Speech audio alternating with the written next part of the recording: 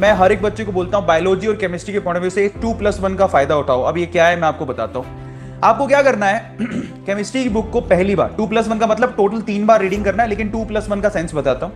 पहली बार आपको अपने एनसीईआरटी की बुक को बहुत ध्यान से पढ़ना है। मान लीजिए कि आपने पहला चैप्टर शुरू किया, तो पहला जो चैप्टर है आपका, जो फर्स्ट चैप्टर है, जैसे इस 11th क्लास का फर्स्ट चैप्टर है मोल कॉन्सेप्ट, तो जो आपकी फोटोकॉपी वाली बुक होगी उसके अंदर मोल कॉन्सेप्ट की एक एक लाइन को, एक एक एग्जांपल को आपको ध्यान से पढ़ना है। पहली चीज तो ये। अब होगा क्या, मैं आपको फिर से कह रहा हूं, जब तक आप अच्छे से पहली बार जब रीडिंग लगाओगे तो एनसीईआरटी की बुक का अच्छे से रीडिंग लगाओगे, अच्छे से एक एक लाइन को, एक एक पॉइंट को ध्यान से पढ़ोगे, चाहे वो बायोलॉजी की बुक हो, चाहे वो केमिस्ट्री की बुक हो। अब पढ़ते टाइम जब जब आपको एक इंपॉर्टेंट पॉइंट मिलेगा, जब जब आपको एक इंपॉर्टेंट फॉर्मूला मिलेगा, उसको आप हाईलाइट करोगे अपने फोटोकॉपी वाली बुक में, है ना, हाईलाइट करोगे।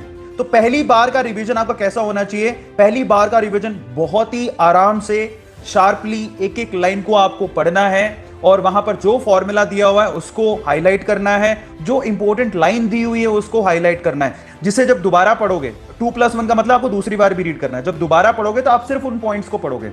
आ रहा है समझ में? तो पहली बार तो पूरी बुक को पढ़ें, जिसमें आप खुद निशान लगाएं कि ये पॉइंट बड़े इंपॉर्टेंट है, जिसको मुझे दूसरी बार के रिवीजन में सिर्फ उन्हीं पॉइंट्स को पढ़ना है। अब जब आप एक चैप्टर को अच्छे से पढ़ने के बाद हाईलाइट कर लेते हो, तो आपको एक कॉपी एक्स्ट्रा बनानी है एनसीईआरटी के लिए, ताकि जो हाईलाइटेड पॉइंट हैं उनको शॉर्ट, बिल्कुल शॉर्ट नोट्स में लिख सको। पूरे चैप्टर को मुश्किल से 3 पेज में, मैक्सिमम 3 पेज में आपको खत्म करना है। ये बहुत इंपॉर्टेंट है फर्स्ट टाइम। अब जब आपका चैप्टर खत्म हो जाए तो इसके साथ एक्सरसाइज गिवन होती है। मैं आपको एक बात बता देता हूं, अगर हम लोग एक्सरसाइज की बात करें तो बायो के पॉइंट ऑफ व्यू से तो मोर देन इनफ है आपकी एक्सरसाइज।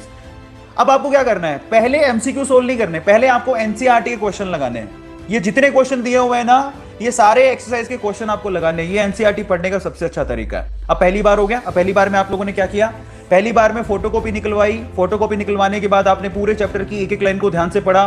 पूरे चैप्टर की एक एक लाइन को ध्यान से पढ़ने के बाद आपने क्या किया, हाईलाइटर से वो जो इंपॉर्टेंट पॉइंट थे उनको हाईलाइट किया। हाईलाइट करने के बाद आपको कॉपी के अंदर उन हाईलाइट पॉइंट को मैक्सिमम टू मैक्सिमम 3 पेज में समरी बना के लिखना है, खुला खुला लिख दिया, आपका पहला वाला रीडिंग हो गया। ऐसे हर चैप्टर के साथ आपको करना है।